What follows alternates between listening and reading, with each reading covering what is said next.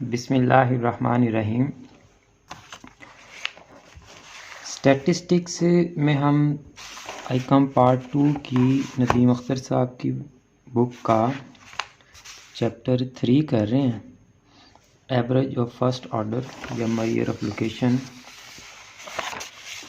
ये हमारा पैटर्न था। अर्थमेटिक मीन हमने स्टार्ट किया था।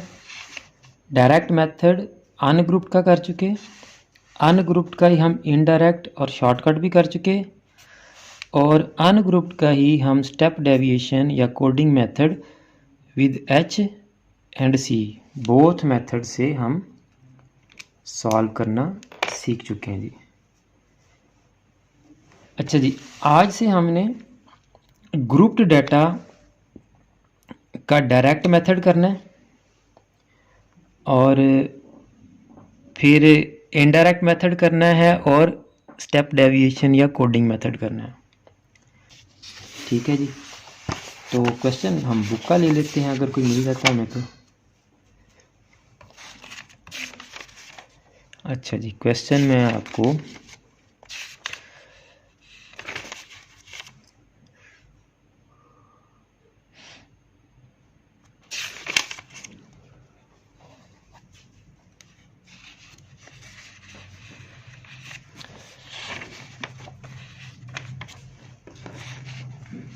लें जी, ये है हमारा 3.11 क्वेश्चन।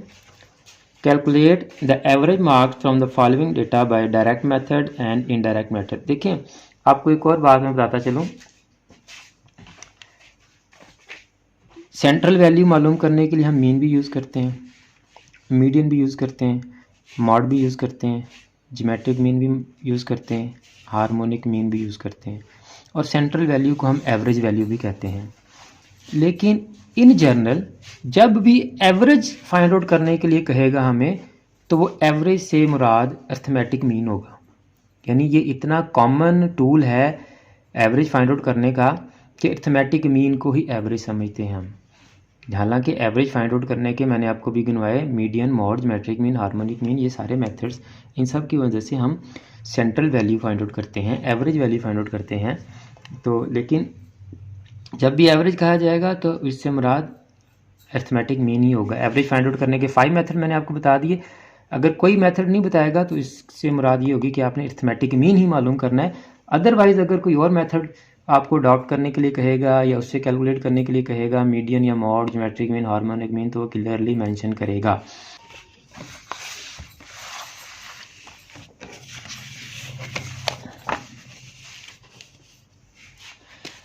क्वेश्चन मैं यहाँ लिख लेता हूँ जी। 0, 10, 10, 20, 20, 30, 30, 40, 40, 50, 50, 60, 60 एंड 70। और हमें नंबर ऑफ़ स्टूडेंट्स दिए हैं, उनको हम फ्रीक्वेंसी लिख लेते हैं। क्वेश्चन कौन सा जी हमारा? 3.11 नदीम अख्तर सिद्दीकी साहब की बुक का जी। तो फ्रीक्वेंसी क्या गिवन है जी हमें? 5, 12, 15, 25, 8, 3 एंड 2 जी। ग्रुप डाटा है हमारे पास, फ्रीक्वेंसी दी है, और फर्स्ट मेथड हमने अप्लाई करना है डायरेक्ट मेथड। तो डायरेक्ट मेथड का मैं फार्मूला इधर लिख लेता हूँ जी।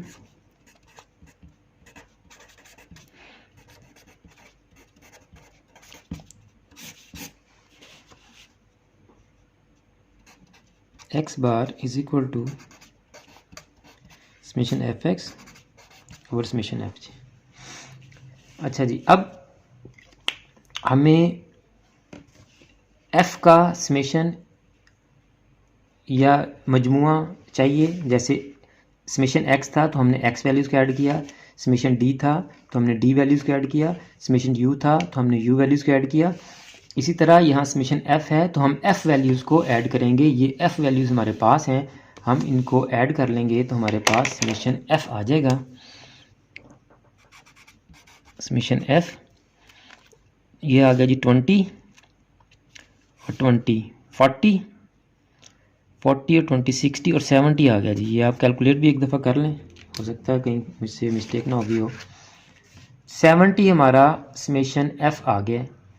अब हमें एफ एक्स का समेशन चाहिए, यानी एफ और एक्स को पहले मल्टीप्लाई करेंगे हम, एफ और एक्स वैल्यूज़ को पहले मल्टीप्लाई करेंगे और फिर जो आंसर आएंगे उनको हम ऐड अप करेंगे।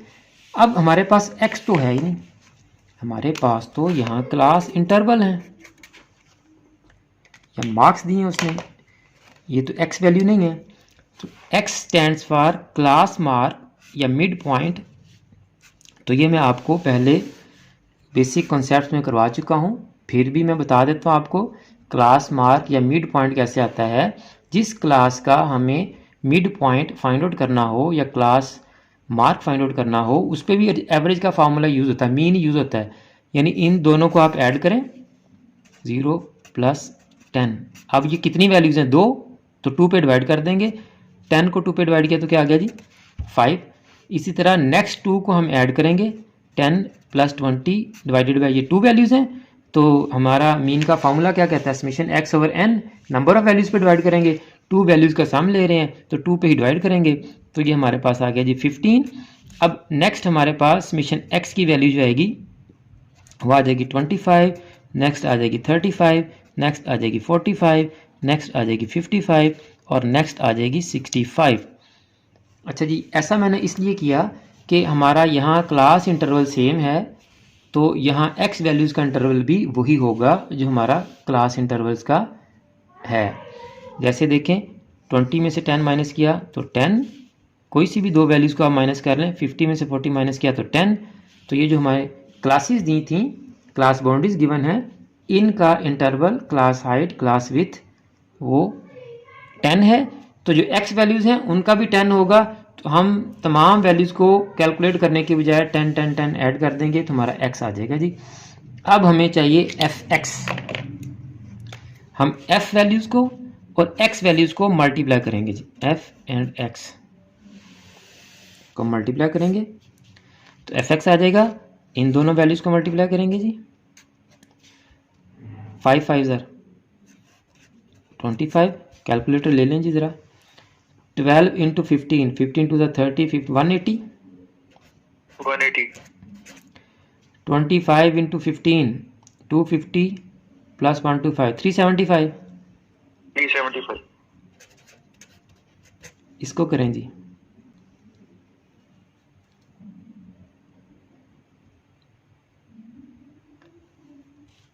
स्क्रीन ब्लर हो रही है, आप बोलते जाए, मैं करते 25 × 35, 875। 875, ठीक है जी।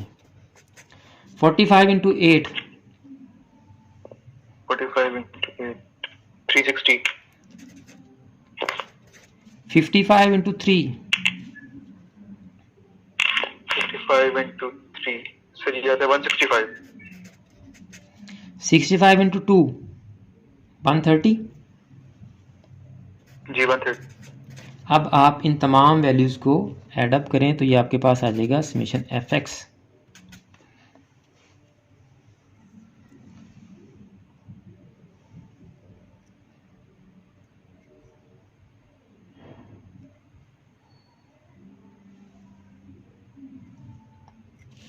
करें जी, क्या आता है इसका आंसर समेशन f(x) का?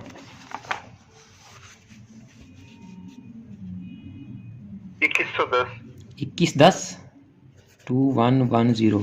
जी सर। अब हम क्या करेंगे, 2110 को 70 पे डिवाइड कर देंगे तो देखें जी क्या आता है आंसर हमारा x बार का।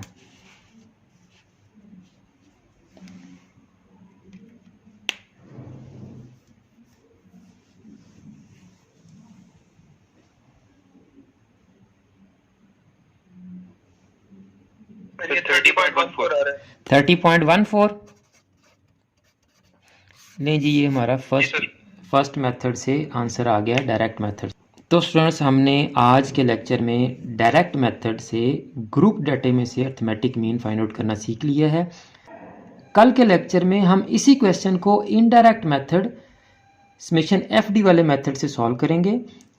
अगर आपने अभी तक यूट्यूब चैनल सब्सक्राइब नहीं किया या फेसबुक पेज लाइक नहीं किया तो आप हमारे यूट्यूब चैनल को सब्सक्राइब कर लें, फेसबुक पेज को भी लाइक कर लें, क्योंकि जितने भी लेक्चर्स हम ऑनलाइन क्लासेस में ले रहे हैं उन तमाम लेक्चर्स की वीडियोस हम यूट्यूब पर भी अपलोड कर रहे हैं और फेसबुक पेज पर भी अपलोड कर रहे हैं। आप अगर कहीं भी क्लासेस नहीं ले रहे तो आप घर बैठे अपनी तैयारी कर सकते हैं।